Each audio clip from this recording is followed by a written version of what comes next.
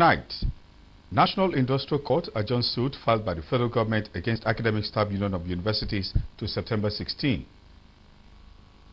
Headquarters 22 Armored Brigade flags off 2022 command post exercises. Open defecation takes over some parts of Ilorin metropolis. Plus updates from the world of entertainment and sports. This is the Nigerian Television Authority, NTA ILORIN News Tonight. Good evening and welcome. I am Kendi Omolosho.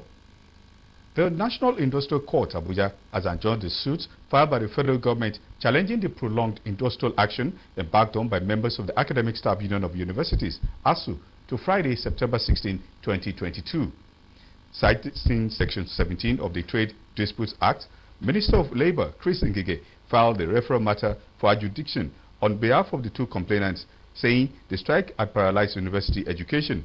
At today's proceedings, Counsel to Federal Government Tijani Ghazali, SAN, informed the court of the intention of the claimants to file more affidavits of fact on the matter. An application by the Social and Economic Rights and Accountability Project, SERAP, to join the suit was not granted by the court as it considered the application for joinder in the matter as being premature. The Headquarters 22 Armored Brigade has flagged off the 2022 command post exercise in line with the directive of the Chief of Army Staff, Lieutenant General Frank Yaya, with a view to supporting civil authorities in tackling diverse security challenges bedeviling the country. Olajide Bello reports that the exercise, inaugurated by the Brigade Commander, Headquarters 22 Brigade, Brigadier General Adebayo Babalola. The Chief of Army Staff, Lieutenant General Farouk Yahya, on the 4th of October 2021, flagged off exercises Stillwater, Enduring Peace, and Golden Dawn in the South-South, Southwest, North Central, and Southeast zones respectively, covering 20 states and the FCT. These exercises are traditionally scheduled to hold in the last quarter of the year to checkmate all forms of crimes as the Yuletide approaches. As it stands, troops have maintained an offensive posture, conducting several kinetic operations in the form of raids on criminal hideouts and patrols, amongst others. The exercise is designed to be executed as a home station training program within the Mission Training Center. Reference failed bomb plot at Baroa Airport. You are to send suspect to this headquarters for further investigation. Over. Brigade Commander, Headquarters 22 Armored Brigade, Brigadier General Adebayo Babalola, speaks on the rationale behind the command post exercise. The command post exercise is codenamed exercise Stillwaters.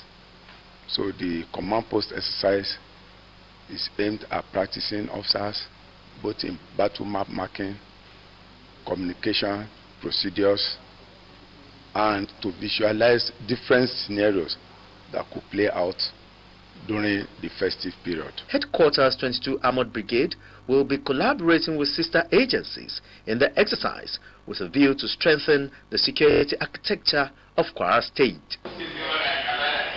The command post exercise by the Headquarters 22 Armored Brigade of the Nigerian Army is in line with the Chief of Army Staff directive of having a formidable Nigerian Army that is professionally responsive to defending the nation's territorial integrity. It's been Olajide Bello reporting for NTA News. Most federal and state government establishments in Ilorin complied with the federal government's directive to hoist the national flag at half-mast in memory of Her Majesty Queen Elizabeth II, who died last week. Abdulwahid Bibiere reports that some flags were, however, hoisted in full, especially in schools within the metropolis because they are on holiday. Charity, they say, begins at home. Here at the Nigerian Television Authority, Ilorin, the flag is flown at half-mast in compliance with the federal government directive in honor of the Queen of England. I will now move out within and around Ilorin metropolis to really know the level of compliance.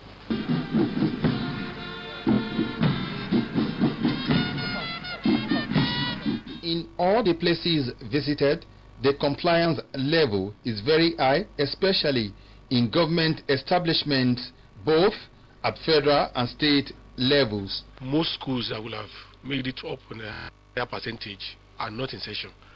But for other government buildings that are so designated, they've obeyed the instruction of the presidency that we should honor the departed Queen of England. When you look at the history of Nigeria, you discover that Nigeria got her independence as a result of an intervention from England. And so that will also go a long way in reckoning with the fact that, yes, she was being emulated, she was being honored. So it's imperative for us to be part of those who also sympathize with the United Kingdom. The compliance level to hoist the flag at half-mast here in Ilorin, the Kwara State capital, in honor of the Queen of England is at 70%. And the submission of the people is that it is a welcome development. Abdul Wahid Bibire, NTA News. Preparations are in top gear ahead of the resumption for the first term of the 2022-2023 academic session, as parents and guardians are making last-minute purchases of school's material. Ahmad Fulani takes a look at the level of preparation ahead of the resumption on Monday.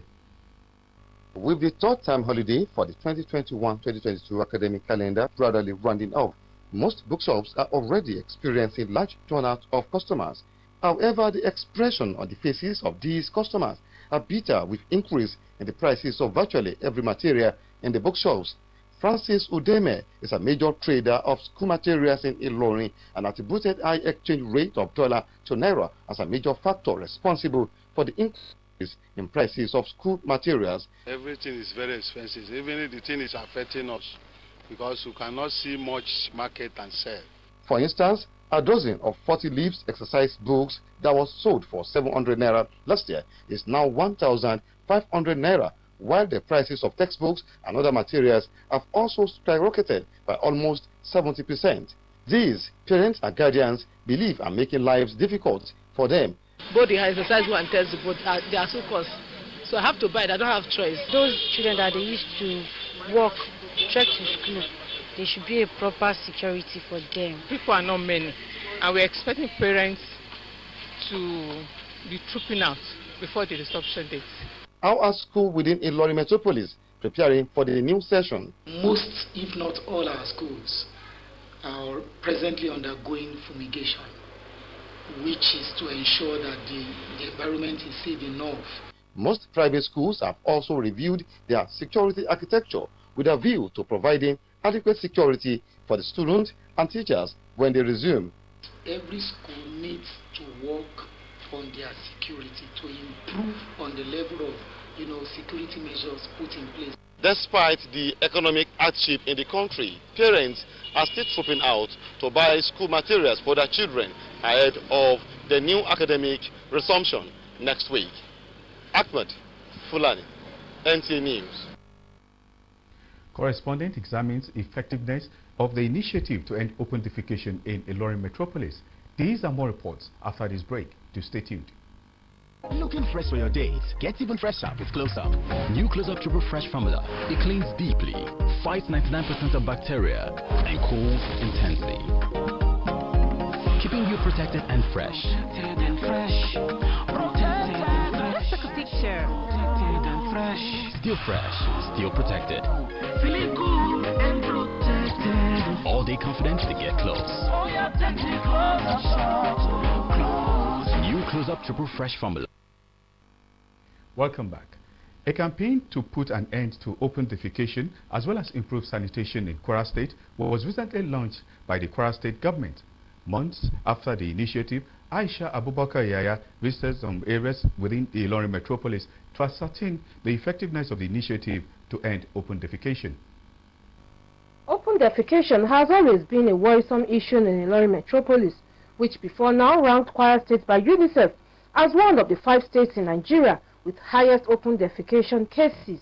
Although the Kwara State Ministry of Environment and Forestry confirmed that Kwara State has shifted a little from the latest ranking, a visit to some areas in Ilorin Metropolis shows there is need for concerted efforts to eradicate open defecation within the metropolis. A lot of efforts have been put in place by the state government in order to make sure that the issue of open defecation is reduced to the barest minimum. One of the efforts which we have actually put in place is the construction of public toilets in Ilorin Metropolis. This affords the people to attend or to defecate in sanitary places that have been constructed by the government.